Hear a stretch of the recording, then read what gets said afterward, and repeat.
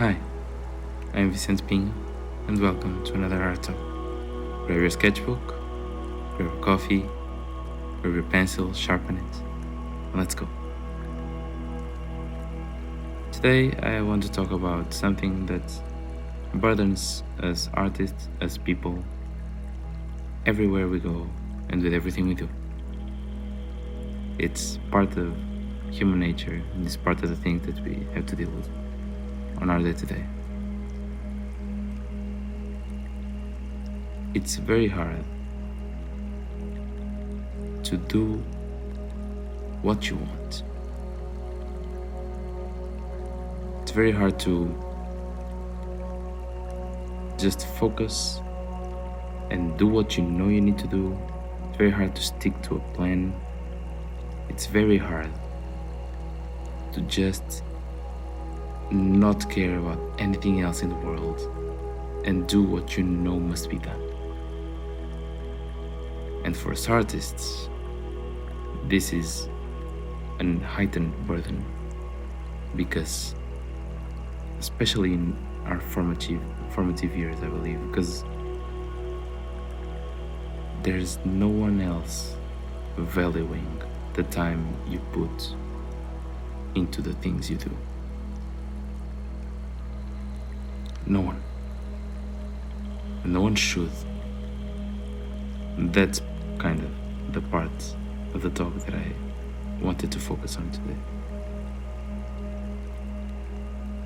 It's extremely hard to maintain a schedule.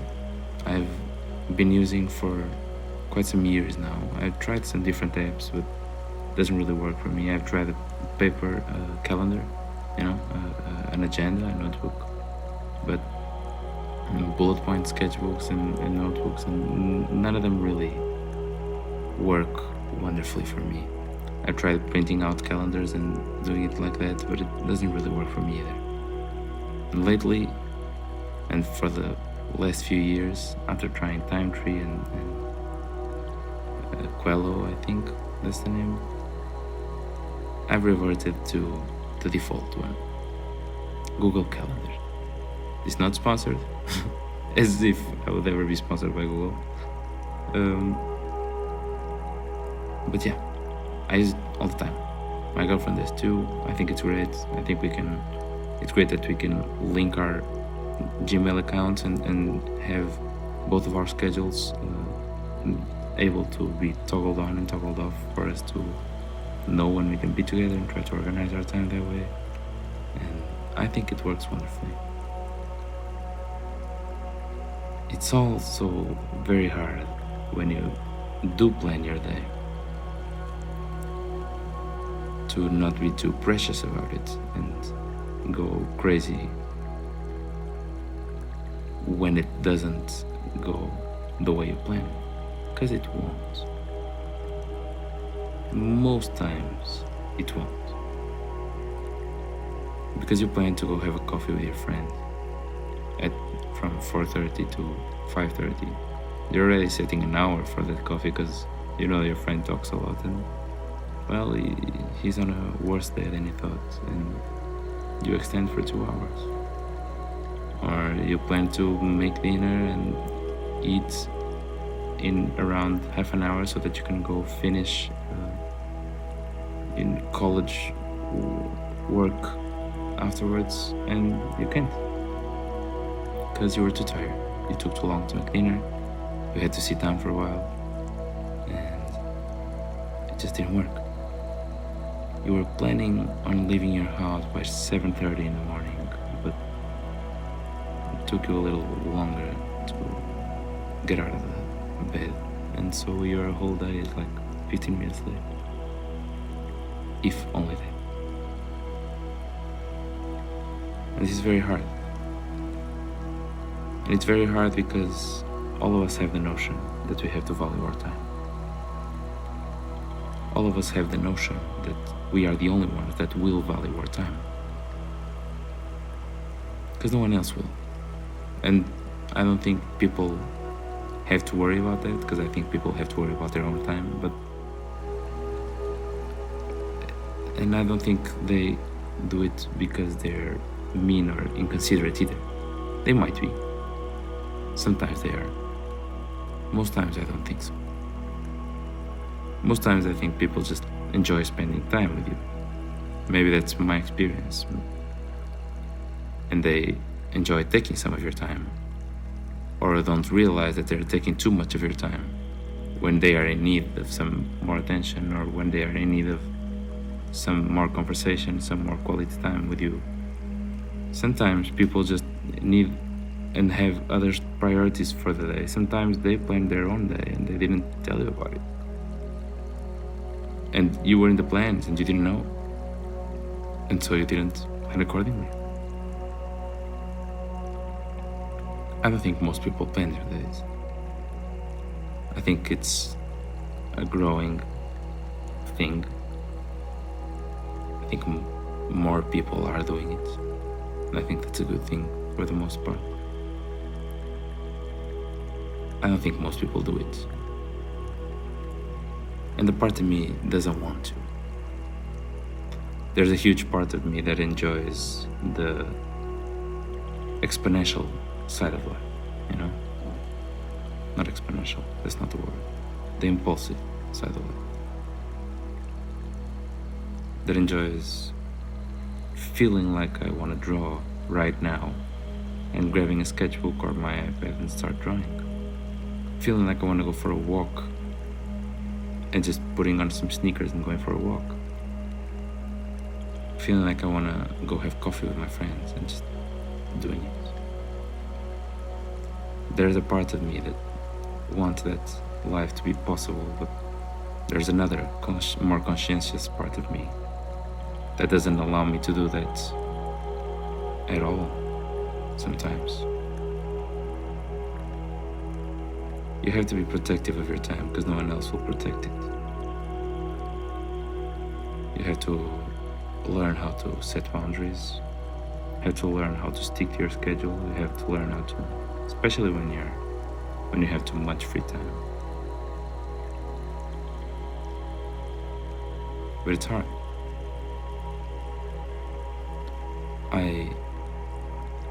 The drawing you're seeing right now is of a creature I'm doing for the Bobby Rebels, the art YouTuber that does amazing creatures in graphite and ballpoint pen. You should go watch it right after you get out of this video. Please go watch Bobby Rebels videos if you want more educational and technical tips on character and creature design. He's the guy, okay? He's 100% the guy.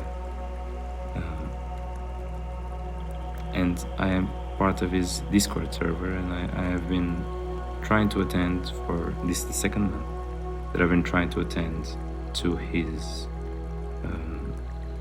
creature design workshop monthly challenge, where he releases a prompt for a creature and you design a creature for that month. It's kind of a fun way to engage with the community and to get feedback and be able to give feedback to other artists, which is 200% of the progress you make during these months.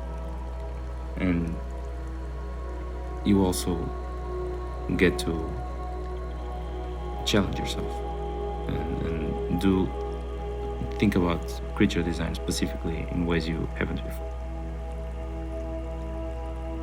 And I really needed to get this drawing done by the 15th of this month, you know? Because at the end of the month is Halloween and it's my birthday, and we want to throw a big party, me and my girlfriend. We always do every year.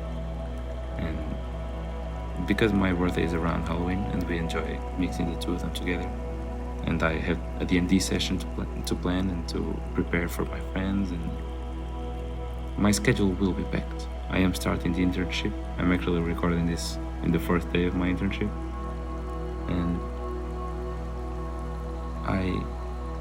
I needed to get that drawing done on time, especially because it was the drawing I was doing for this week's YouTube video as well, and I wanted to get it done because I had started it already on the last video last week, but I wanted to get it done for this one.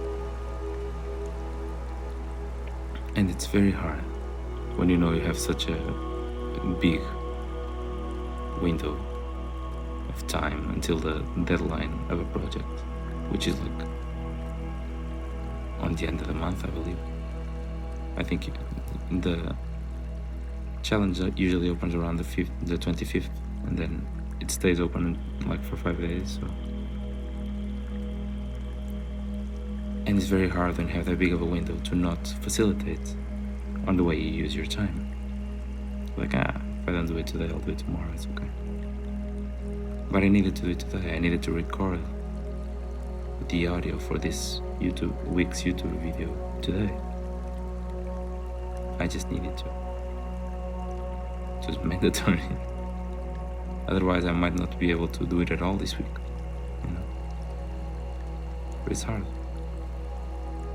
And it's hard when you're just living through your life and being with people and trying to make them understand that what you do with your time, even though it doesn't make money, even though it's just drawings, pretty little pictures, and you're just imagining a creature that doesn't exist.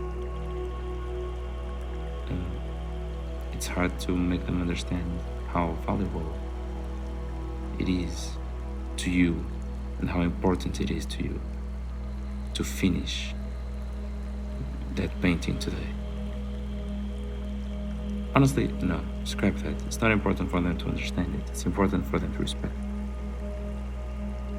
Don't be seeking out understanding as an artist. You're not gonna get it at all from most people in your life, if not all people in your life. And you just have to say, sorry, this is the time I have for this conversation today, and I need to get going. And sometimes, and I'm speaking about this as if it was a friend thing. Most times it isn't. Most times you'll get in the way of yourself. Most times it's, sorry, I know I really felt like taking a nap right now, because like a little power nap in the middle of the day, because I'm exhausted already. But I can't. I have a lot of stuff to do. And you gotta get a coffee and go, you know? And you have to tell yourself that. You have to set a boundary with yourself. You have to respect your relationship with your own artistic path. You can just get home at 4 in the afternoon with a full afternoon almost to work still. And grab your Nintendo and play Pokemon, or grab your PlayStation and play Elden Ring for the 26th time, you know? You can't. You have way more important stuff to do.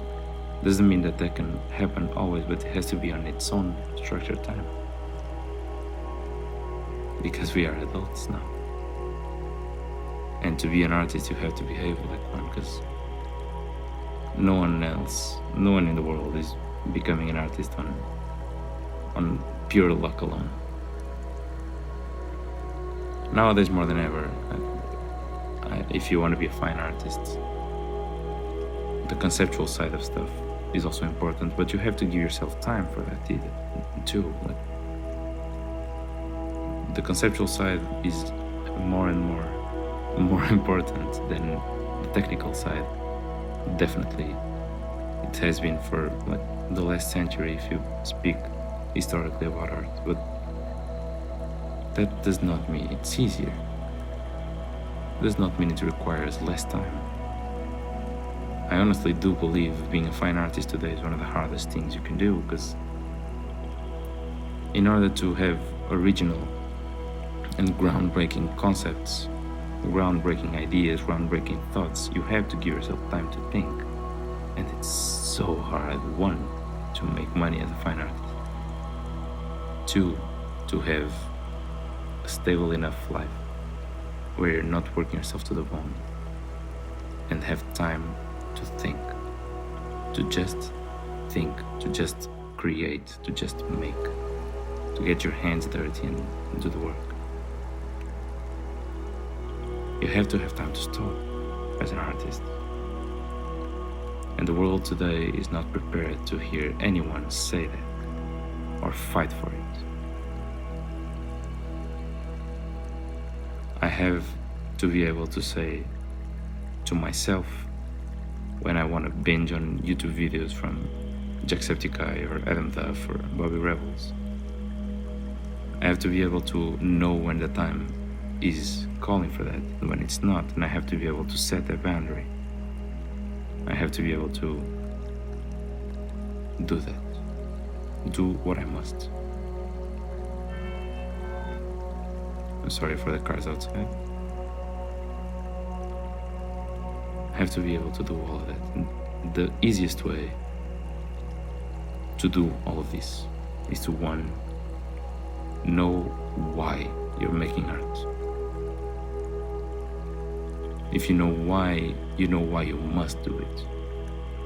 If you have the righteous and the rightful reason to do what you do, it will be way easier to stand by the thing you want to stand by when push comes to shove.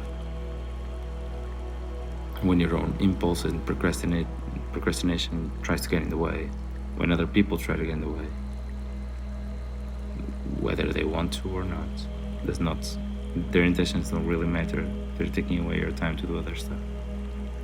Does not mean you have to be rude to anyone, but you have to know how to set boundaries for others, and especially for yourself.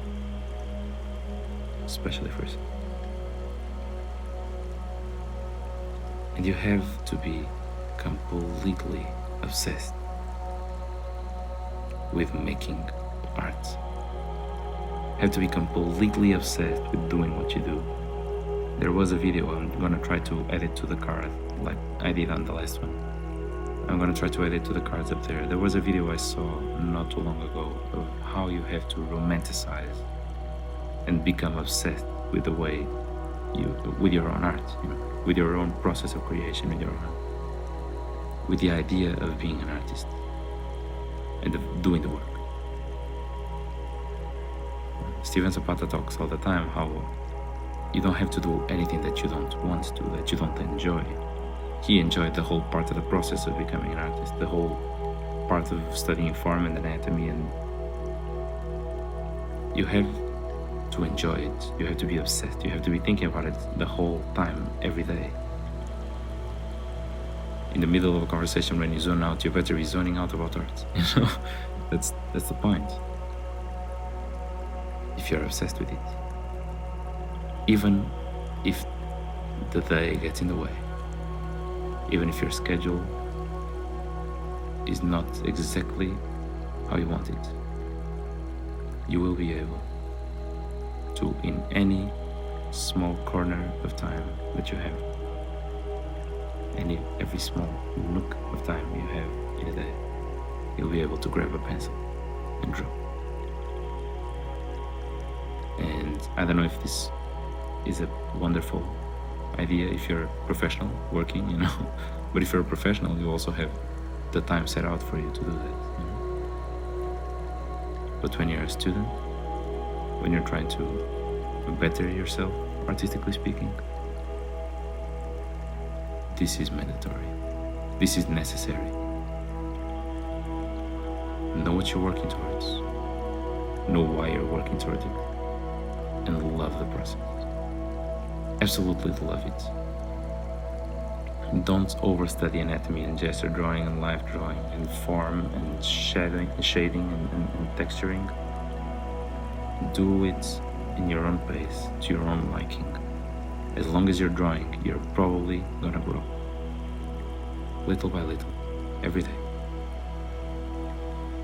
At every waking moment of your time. If you're doing it because you love it, well, they say if you do what you love, you'll never work a day in your life. I think that's mostly bullshit, right? It's not like you don't get tired from drawing. Burnout is one of the biggest adversaries of artists worldwide, history-wide, right? But it does mean it's way easier. And we have the privilege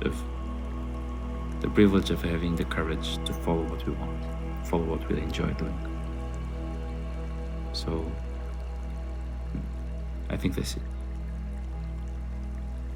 know what you're working towards, know why you're working towards it, and love the process. I think those are the three things I wanted to point out today. This is a shorter video, I know. I have been posting lately on Mondays. I posted on a Monday, kind of by accident, because I didn't get the video done by Sunday because I was sick like a couple of weeks ago. And the video on Monday did very well. I don't know if it was because it was Style Seekers, the new series on the channel where I analyze like a video from another artist's style and try to apply it to my own things. You can go check that out. It was about Psycho Ramen. It's a very cool video. I'm gonna point it out in the cards up there, okay? And I don't know if it's because of that, if it's because I posted on Monday, but I think I'm gonna keep posting on Monday from now on. I might make a poll on YouTube to try and see if my audience preferred them on Monday or on Sunday. Okay. But yeah, that's kind of where I wanna go with this channel. I'm planning on doing another Style Seekers video, not too far from now.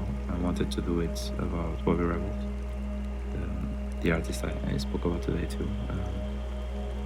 I don't think I'm ready to do one on Adam Duff yet, but I'll try one of these days. And I'm thinking of starting a new series about drawing meditations, like guided meditation, where I just like write some texts, try to for some follow along exercises for you guys to listen to and draw along to those meditations, to those instructions, and try to see what you come up with. I think it might be fun. I think it might be a fun exercise. That would imply me like opening the community on YouTube. I don't know how that works yet. I don't know if you guys would be interested in it. So if you are, leave a like. If you enjoyed this video, leave a like, please. It does help.